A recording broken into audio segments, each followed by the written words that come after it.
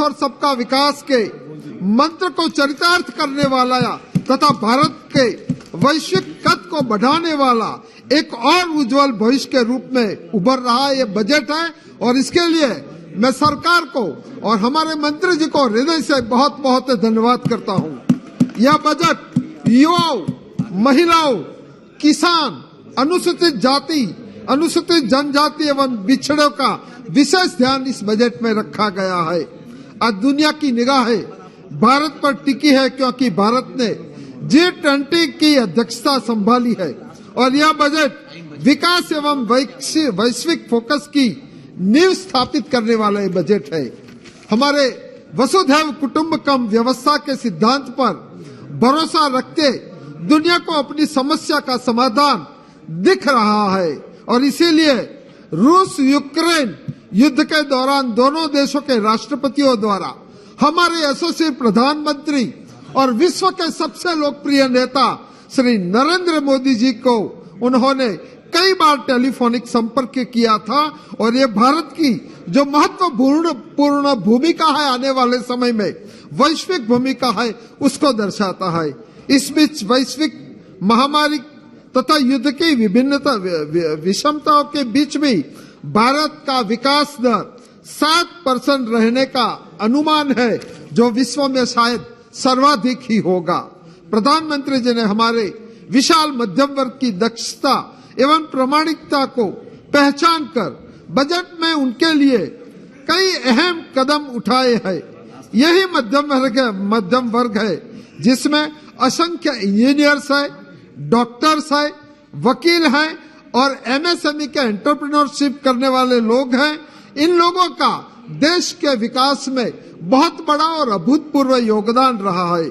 इसको ध्यान में रखते हुए अन्य वेतनभोगी वर्गों के लिए 7 लाख रुपए तक आयकर में छूट देकर उन्हें बहुत फायदा करता है। इसके लिए मैं सरकार का हृदय से बहुत बहुत मैं आभार व्यक्त करता हूं, सरकार को धन्यवाद भी देता हूं। सभापति जी, हम निसंकोच कह सकते हैं कि यह बजट आज तक के सभी बजटों में श्रेष्ठ बजट साबित हुआ है। भारत सरकार के अभी तक के जितने बजट आए इसमें मैं समझता हूं कि ऐसा बजट, लोगों के लिए बजट और चुनाव आते हुए भी चुनावी जो रेवड़ी बांटे बिना लोगों के गुड गवर्नेंस के लिए जो बजट किया गया है, मैं मानता हूं कि बहुत ही बड़ी बात है। और जहां पिछली पंक्ति में और हाशिए में बैठे हुए व्यक्तियों को ध्यान में रखा गया ये बजट है, इसलिए मैं हमारे यशस्वी प्रधानमंत्री जी और हमारी वित्त मंत्री निर्मला जी का विशेष आभार करता हूं। सभापति जी, मैं खुद पेशे से मेडिकल प्रोफेशनल हूं। I was professor of surgery, तो मैं स्वास्थ्य क्षेत्र के लिए इस बजट में रखी गई कुछ अहम बातों को मैं उजागर करना चाहता हूं। इस बजट की नींव है स्वस्थ भारत, सुरक्षित भारत और सशक्त भारत के सिद्धांत पर स्वास्थ्य क्षेत्र के लिए, उनके विकास के लिए बजट रखा गया है।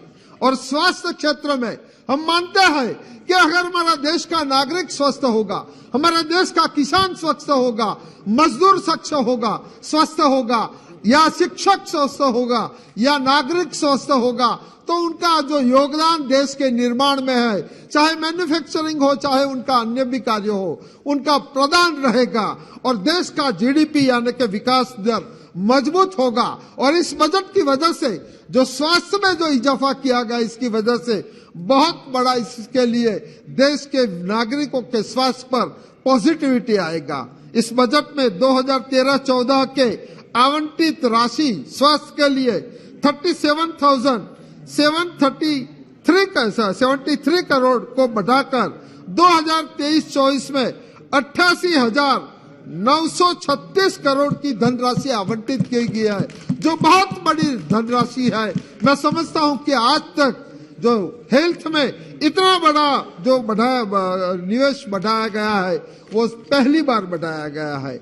भारत में सिकल सेल एनीमिया जो हमारे आदिवासी भाई बहनों में व्याप्त होता है, पाया जाता है और उसे निपटाने के लिए इस बजट में ठोस कदम उठाया है। इसके लिए मैं हमारे आदिवासी भाइयों और बहनों की ओर से मैं वित्त मंत्री जी और हमारे यशस्वी प्रधानमंत्री का हृदय से बहुत बहुत धन्यवाद करता हूं। इस बजट में जो संकल्प किया गया है कि जो सेंचुरी होगी देश की आजादी 2047 तक सिकल सेल एनीमिया को जो निराकरण का संकल्प किया गया है, मैं समझता हूं कि बहुत बड़ी बात है। सिकल सेल एनीमिया हमारे ट्राइबल पट्टे में पाया जाता है और उसको नाबूद करने के लिए इस बजट में बड़ा प्रावधान किया है। इसे प्रभावित होने वाले 0 से 40 वर्ष की आयु के बीच के लगभग 7 करोड़ व्यक्तियों की सार्वभौमिक जांच होगी। यह बहुत बड़ा निर्णय है और इस निर्णय के लिए एक डॉक्टर होने के नाते मैं अपने आप को गर्व महसूस करता हूं। उन सबको हेल्थ कार्ड दिया जाएगा और जैसे हम शादी करते हैं तब हम शादी की कुंडली मिलाते हैं, इसी प्रकार इनका जब शादी होगा, वो महिला और पुरुष का शादी होगा तो उनका हेल्थ कार्ड की कुंडली मिलाएगा और उनसे पैदा होने वाले बच्चे में जो सिकल सेल एनीमिया अगर है तो वो शादियों पे रोक लगेगा। अगर बच्चे को जो आने वाले बच्चे में नहीं है तो उसको परमिट किया जाएगा। इस सोच के लिए मैं सरकार का हृदय से बहुत बहुत आभार मानता हूँ। मोदी सरकार अनुसूचित जनजातियों के स्वास्थ्य के लिए करीबन 15,000 करोड़ रुपया की बहुत बड़ी धनराशि इस बजट में आवंटित की है, जो ही अभूतपूर्व एक धनराशि आवंटित की है। कोविड के समय में जो भूख से समस्याओं के से लड़ने के लिए हमारी सरकार ने जो खाद्यान्न योजना दी, करीबन 28 महीनों तक 80,000 करोड़ लोगों को खाद्यान्न जो पूरा किया गया और वो करीबन 3.5 लाख करोड़ का उसमें इजाफा हुआ। इसके लिए सरकार का ये बहुत बड़ा कदम है, इसके लिए मैं सरकार की सराहना करता हूं। हेल्थ केयर में जैसे कि हमारे पहले वाले मित्रों ने बोला है कि हर जिले में मेडिकल कॉलेज स्थापने का जो संकल्प लिया है और इसके तहत बहुत ही तेजी से काम हो रहा है और करीबन जो जिले है उसमें हेल्थ जो नर्सिंग कॉलेज उनकी एफिलिएटेड मेडिकल कॉलेज में करने का 157 कॉलेज को करने का जो निर्णय लिया गया है, ये बहुत ही महत्वपूर्ण निर्णय है। क्योंकि हमने देखा था कि कोविड के समय जितने हमारे डॉक्टर कर्मियों ने काम किया है, इतना ही काम हमारे नर्सिंग और परिचारिका स्टाफ ने किया है। अगर वो लोग ना होते तो जिस प्रकार से हमने कोविड की समस्या का हल किया, शायद हम हल उतनी सफलता से हम नहीं कर पाते थे।